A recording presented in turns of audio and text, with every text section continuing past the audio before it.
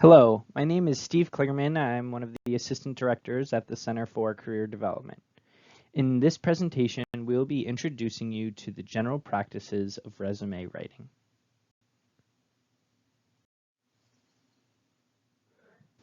By the end of this presentation, you will have a better understanding of resume basics, like the different types of resumes and general formatting recommendations. And you should be able to identify content that should and should not be included on a resume and how to ensure it captures the reader's attention.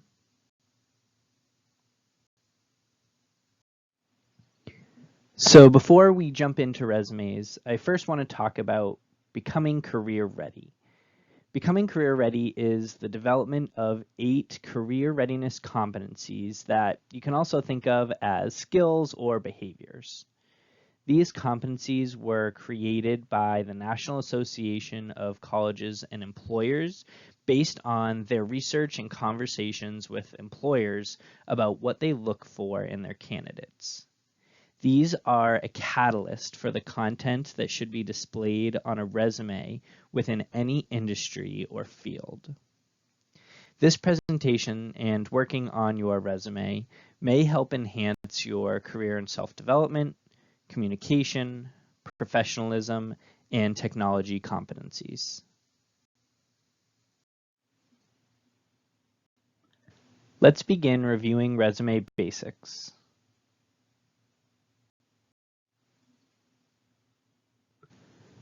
A resume is a document that is used as a personal marketing tool to convey your relevant skills and experiences to a particular audience.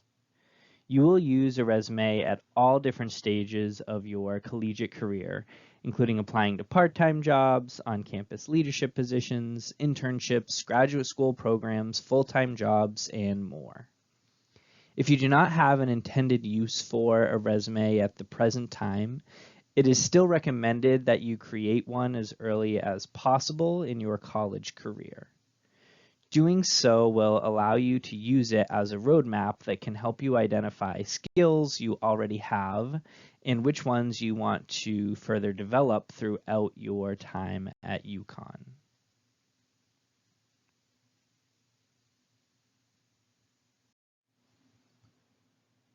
There are different life stages of a resume, and no two resumes will ever look the same. So how do you know where to begin? First, consider the reason you are writing your resume. Is it to apply for a job, or maybe you are just writing one for a class assignment? Either way, it is important to understand who your audience is so you can make your document appeal to them. This table outlines the 3 major types of resumes you will create throughout your lifetime. It provides guidance on the type of content that should be included, as well as examples of where you might use those types of resumes. You might start with your primary document. This is a resume that is for your use only. There is no page limit, and it is your way of just writing down all of your experiences that you may ever want to include within your resume. Then you might have your industry-oriented resume. This is thinking about, okay, based on the specific industry that I am planning to use this resume within, let's say applying to an internship within an industry or a job, I'm going to customize some of that content so that it is specifically geared towards the skills needed within that industry. Then you will take your industry-oriented resume and further customize that to a specific position. It is going to be pretty similar to the industry-oriented resume within that industry, but you want to take a look at that internship description or that job description and see, are there any unique things about this position that I want to make sure I address within my bullet point statements, or do I want to include a different experience because it more fits specifically what this position is looking for? A typical reader only spends about 10 to 15 seconds skimming a resume. Knowing this, it's important to make sure that your resume looks polished and presentable and emphasizes the most relevant content in a way that best grabs your audience's attention. While you always have creative freedom when it comes to the final product of your document, there are a few general rules of thumb that you should follow when formatting your resume. I want to highlight a few of those in particular. First, at this point within your college career, your resume should be 1 page in length. I just mentioned that the average reader is only looking through your resume in 10 to 15 seconds. If you have a resume that is 2 pages, 3 pages, or 4 pages long, they're now splitting that 10 to 15 seconds over your 2, 3, 4 different pages and are more likely to miss some of the key information that makes you most qualified for that position or role. You want to be consistent with how you are formatting everything within your resume. Always have the same information bolded, or always have your dates in the same place throughout your resume, just to make it a little bit easier for that reader to skim through. You also want to avoid any templates that contain tables or grids. Employers use software called applicant tracking systems that filters through resumes and takes out any that don't meet certain criteria that they set. And oftentimes that software can really struggle properly reading resumes that have tables and grids. Finally, you want to make sure that there are no spelling or grammatical errors within your resume. Your resume is a reflection of who you want to be seen as a professional. And if your resume has multiple errors within it, that is going to show that either you didn't take the time to look through and make sure there weren't those errors, or that maybe you don't have that attention to detail needed for that position or role.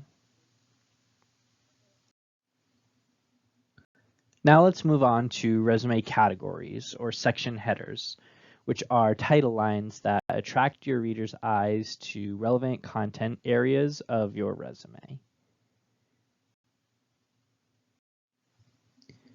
Your name and contact information will always appear at the top of your document. You may choose to include pronouns as part of your name or within your contact information. Your name should be in bold and can be up to 1 to 2 font sizes larger than the rest of your text so that it stands out.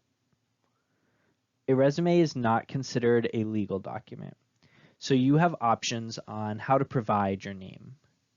The samples on this slide showcase some examples of how an individual may choose to identify themselves.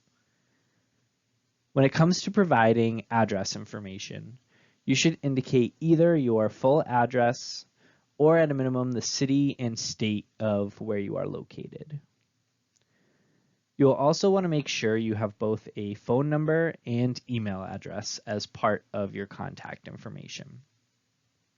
We typically recommend using your school email address as opposed to other personal email addresses, as it further affiliates you with a well-known institution like UConn when they see that @uconn.edu at the end of it. Finally, LinkedIn and personal portfolio URLs are an optional part of the contact information, but not required. Following the contact information, you may have an objective or summary. Objectives and summaries are optional components of a resume, and you would only have one of these. The objective is typically 1 to 2 lines of text that outline 3 main things to the reader. What you are looking for, like an internship or specific position, where you are looking for it, like in a specific industry or company, and what skills you can offer that are highlighted throughout the resume, like analytical skills, leadership skills, or communication skills. Objective statements are often generic and cookie cutter, as they are primarily meant to help the reader understand what you are trying to articulate when your skills and experiences may not directly align with the specific position. So for example, if a student is applying for a marketing internship when their only experiences so far might be lifeguarding or food services. A summary will also typically be about 1 to 2 lines of text, maybe up to 4 lines depending on your experience, and may serve a better purpose for a resume that is more path-oriented, like a nursing student creating a resume for nursing-related opportunities, for example. The summary is a little more flexible than an objective and allows you to utilize more descriptors or adjectives that may better align with the purpose of your document. For example, the nursing student may choose to indicate how many clinical hours they have completed or the specialty areas they have worked in or have interest in.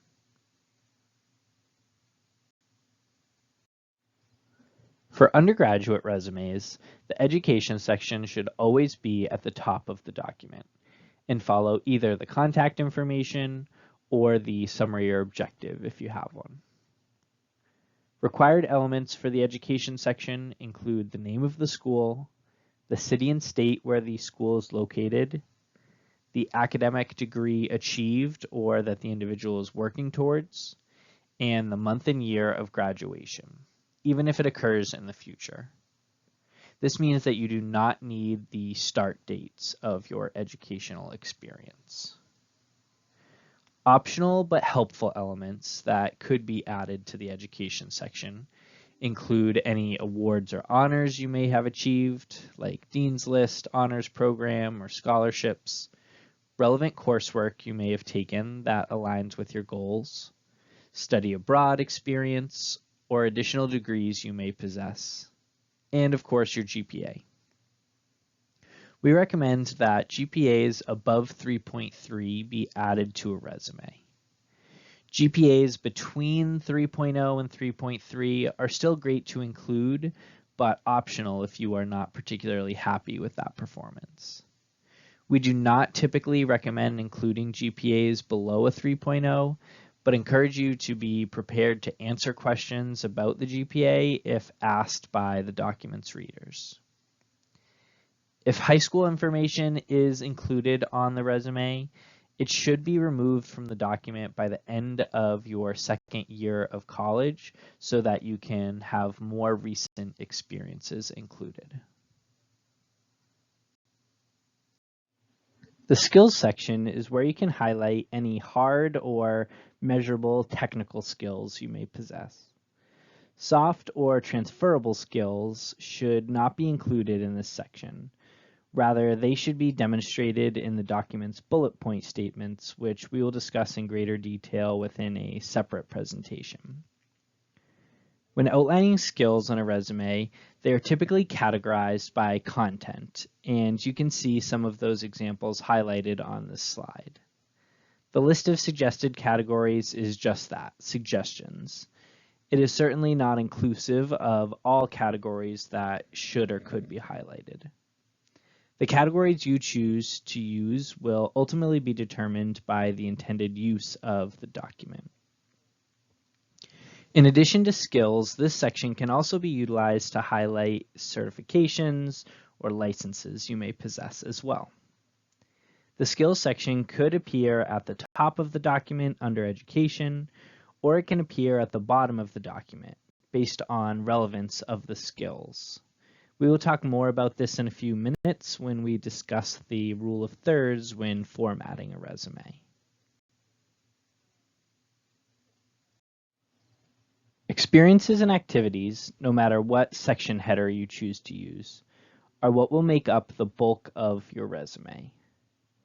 When adding an experience to a resume, it should always include the core four, which is the name of the organization, the city and state where the work took place. In the event where the work was performed virtually, the words remote or virtual can be used in place of city and state. The title of the position held. This includes member or volunteer if you did not have a formal level of involvement or title, and the start and end date of involvement. That should be written in month-year format. Experience in each section should be written in reverse chronological order, with the most recently occurring experience being listed first and working backwards from there. When ordering your positions, order according to the end dates first. If you have multiple positions with the same end date, use the starting date to determine the order. In addition, each experience could contain anywhere from 1 to 4 bullet point statements that demonstrate the ways that you used your transferable and technical skills to make contributions or impacts to the organization. Again, we will talk more about how to demonstrate these actions through bullet point statements in the next presentation. These statements will also be written with the tense in mind based on when the experience occurred.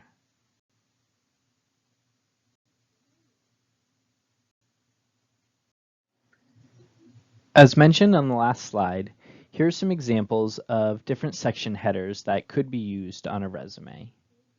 This is where you truly have creative freedom when it comes to tailoring a resume to a specific audience. This slide also further breaks down the idea of what information should always be included on a resume, what is recommended, and what should never be included.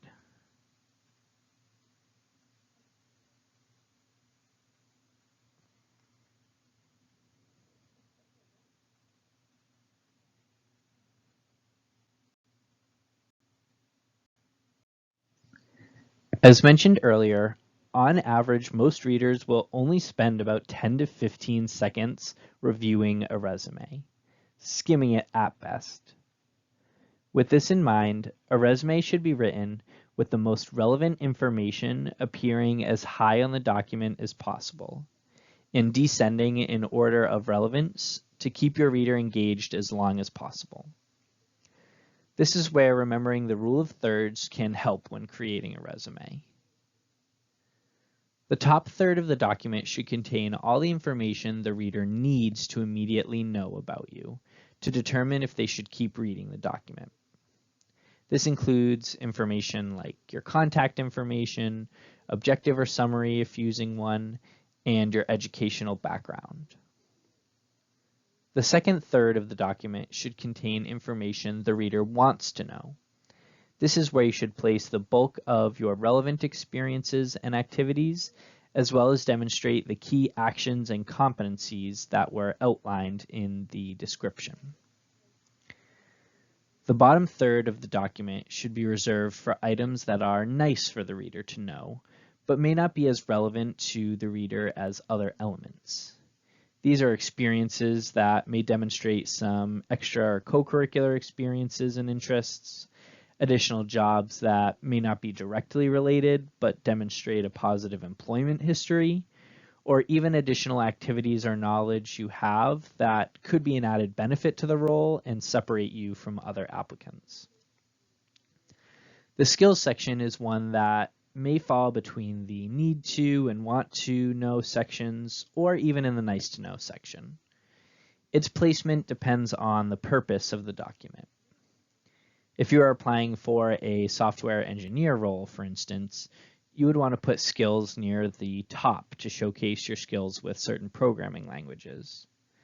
However, if you are applying to a dining services role, the skills section highlighting Microsoft Office products might go at the bottom, as those skills may not be as relevant as other qualifications.